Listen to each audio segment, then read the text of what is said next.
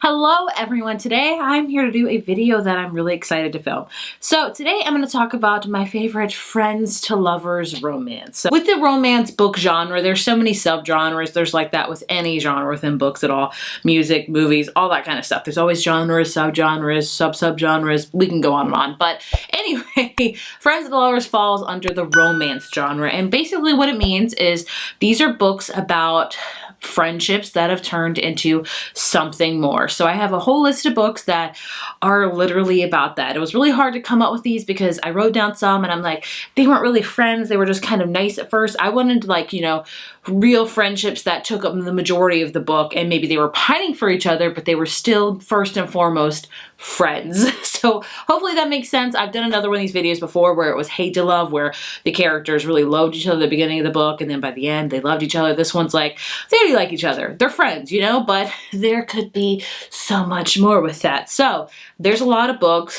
Let's get into it. The first book I want to talk about is Josh and Hazel's Guide to Not Dating by Christina Lauren. So this book is about, you guessed it, Josh and Hazel, and they are friends. They were originally not friends. They met in college and in kind of the same friend circles. They realized they really weren't compatible, so that was kind of the end of their story until many, many years later when they kind of meet up again and they realize, hey, we could be really great friends. Let's be friends. There's really no feelings there, at least yet, but let's be friends. And the whole book is about them trying to set up each other with other people, and the dates always go horribly wrong, and somehow Josh and Hazel get closer and closer. And with all of these, you can inevitably guess what happens. Friends becomes lovers. You can get it. This is a super cute book. I love Josh and Hazel's friendship. It is one of my favorite friends to lovers. I don't know if I have an ultimate favorite. It's really hard to say, but it was so cute. It was adorable. I love all of Christina Lauren's books. I just did a whole video about all of their books. If you want to see that, I'll link it up here and down below. But this is a great friends to lovers one. Next up, I have Float Plan by Trish Dollar. I've talked about this book a lot on my channel this year. I love it. Not a lot of people have read it. Sad to say, it's an amazing book. It's a hard-hitting book.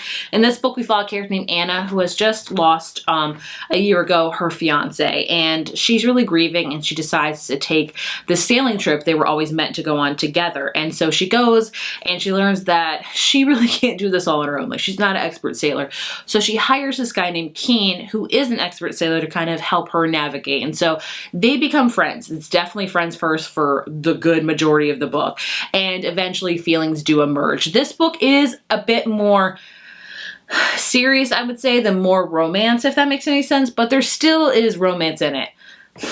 Did that make any sense? Probably not. But Anna's really struggling with grief. She lost her fiance for trigger warnings to suicide, so she's really still healing from that. Keen is also healing from his own way. He's an amputee. He lost his leg accident, and he still wants to be a sailor, and he still wants to sail a lot. So they both have a lot of grief they're working through, but somehow this grief brings them to an amazing friendship that does blossom into something more. And they are just so mature and open and honest about this, like about being friends. And then when they both realize that there's something more, about being honest and being really transparent about it, it's just a beautiful book. So this one I do classify as like friends lovers, because they were friends. Like, they met each other with no intentions at all to like be together. They just were like, hey, I'll help you out, you help me out, let's be friends. And it literally was that.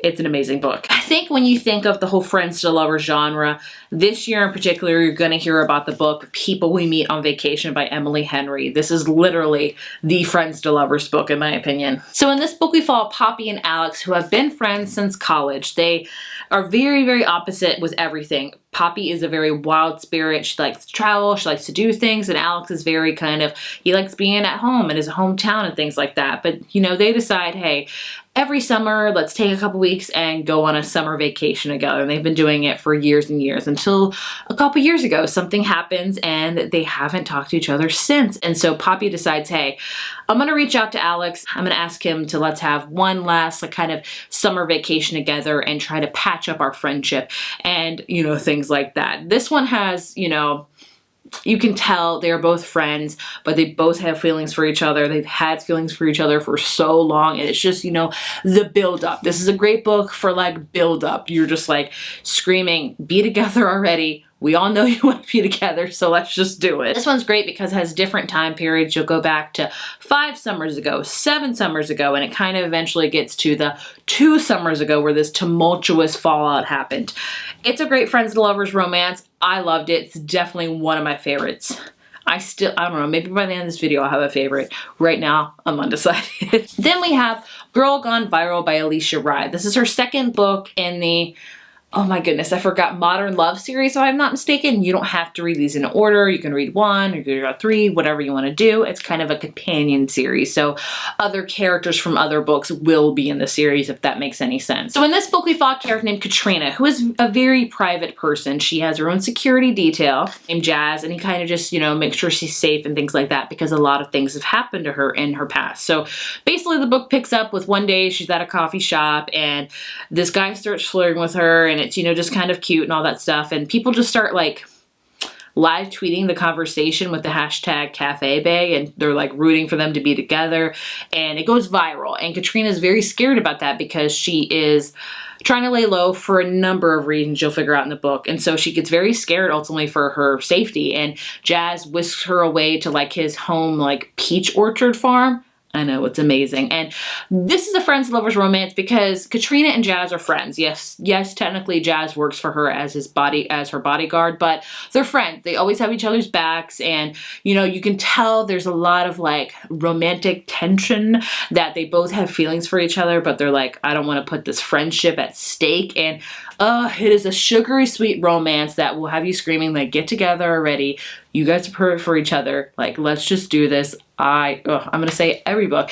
I really loved it because I really do love them all. Then we have The Flat Share by Beth O'Leary. So this book's interesting where it's kind of like has a You've Got Mail spin to it as well. We follow 2 characters, Tiffy and Leon. And Tiffy is kind of reeling from a bad breakup. She doesn't have anywhere to live. Leon's kind of looking for a roommate. The only catch is that they live like in the same apartment, and like it's a 1-bedroom apartment, which you're like, how can you have a roommate with that?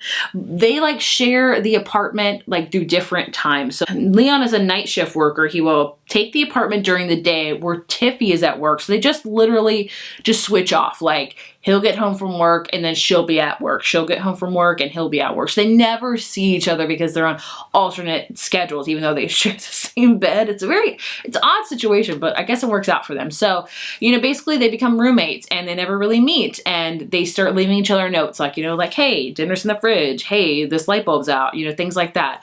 And notes become more and more friendly. They start talking. They get to know each other a lot more, and they truly become friends. And then, of course, inevitably, it turns into something more. I love this book. It's a very popular romance book with good reason. I love the whole notes, like how they got to know each other through the notes. It left me with the You've Got Mail spin, even though they knew each other, you know, who each other was all along. But gosh, I don't know why. I love any sort of like where people get to know each other like the old-fashioned way through notes and just cute stuff like that. I adored this one. So yeah, I do think they were really truly friends first for a while because they were roommates and they were friends, and then inevitably feelings get involved.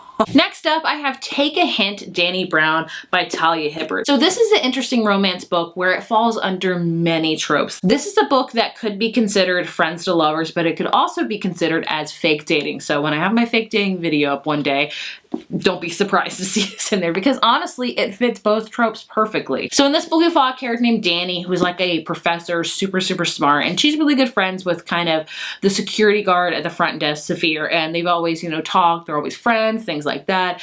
And then one day, like a security drill or like a fire drill happens, and Danny gets stuck in the elevator because she didn't know if it was going to happen, and Saphir saves her, and people tweet about it, of course, because they're in that day and age, and it goes viral, and they decide to have a fake relationship to help each other out because they're friends. They want to, you know, she knows that it'll help his nonprofit that he's helping run and things like that. So she's like, I'm your friend. Of course I'll do this. So this one, it does really resonate with fake dating more so than friends to lovers for me, but they were still very much friends first. Like he would always like save a snack for her. She would always like kind of get him coffee. It was just a really cute and adorable friendship that was already established at the beginning of the book, which is what I'm kind of fitting the criteria here.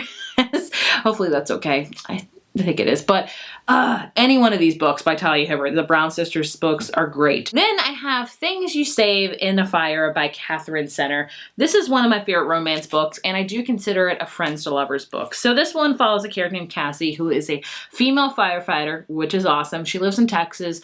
Her career's going great. Everything's going great. And she gets a call from her really estranged mother. I think she lives in Boston, yes. And she's like, you know, I need help. I didn't ask for help for a long time, but I need help. And so reluctantly, Cassie kind of uproots her life and moves to this small town in Boston, starts working as a firefighter there, and they're very, very sexist when Cassie comes because she's a female firefighter and she's in this industry where it's mostly men, so they really disregard her a lot. And she often gets paired up with the Rookie a lot there as well. I'm trying to find his name because he's always called the Rookie. He's never referred to a lot by his name. I'm trying to figure it out. He's got a name, but literally the whole book is referred to as the Rookie. So basically her and the Rookie I don't know why I'm like laughing saying that. It makes me think of baseball for some reason. I don't know. But either way, they become friends because they're like kind of the bottom, you know, nobody likes them at the fire department. They're just kind of like at the bottom of the ladder, pretty so to say. And they bond, and she realizes that she has feelings for him, but she's like, no, can't date firefighters, so I could just be his friend. But we all know what's going to happen. It's a very it's a really cute romance book. It's got a lot of family stuff in here as well, but gosh, if you want an awesome kick-butt female firefighter that falls in love with a rookie firefighter, this book's right there for you. I have Not Like the Movies by Carrie Winfrey. This is another kind of book that's in a series. It's called the Waiting for Tom Hanks book, and it's called the Waiting for Tom Hanks series, I think. I read the first book, Waiting for Tom Hanks. How many times can I say that? I didn't really like it, but I did really like the second book. So this book follows, sorry, I have to look it up on my phone. It follows Chloe, who works at this coffee shop, and her boss Nick, have always kind of had this tumultuous relationship. Like, not tumultuous in the fact where they fight all the time, they just kind of bicker all the time. You can tell there's so many feelings underlay, but you know, they're friends, they're co-workers, boss, and you know, worker, I don't know, subordinate, whatever you want to say. There's clearly a lot of romantic tension there. And the whole second book is about like they're getting more and more eyes on them because there was like a script written about them, about their kind of sexual tension and things like that. And, you know, everybody's like, you know, you guys need to be together. And so they get into a lot of forced proximity, and it makes them realize that, hey, maybe there is something here. Maybe we're more than friends. Maybe we're more than the bickering, you know, people we're always meant to be. It's really cute. Chloe is hard to like because she's just so back and forth with her feelings, where Nick is very steadfast in them. Like, he already knows, like, that this is how he feels, this is where it's gonna go, you know, he's steadfast in that. And Chloe really just is very back and forth with how she feels. But overall, it's a great friends to lovers book set in a coffee shop, which is the dream. And the last book I want to talk about is a holiday book, and that is In a Holidays by Christina Lauren. Yet again, of course, they've written so many romantic books. Of course, they're going to have lots in one particular trope. So this one is, like I said, a holiday book. It's best to read at Christmas, but you don't have to if you don't want to. If you want to celebrate Christmas in July coming soon, you do your thing, whatever you want to do. So this is about a character named Malin, who loves Christmas. She spends it with her family and like her family's friends at this cabin, and she's very unhappy to learn like this year is going to be their last year because they're selling the cabin. And she's like, I just want to be happy. And she like throws that thought out there in the universe. And then she wakes up like, and she thinks this thought while she's like driving away from this Christmas vacation. And then she wakes up on the plane to the vacation all over again. So it's kind of got like this Groundhog Day element where she has to relive it over and over again. So until she finds what truly makes her happy. Of course, there's a guy involved. I believe his name's Andrew. Yes.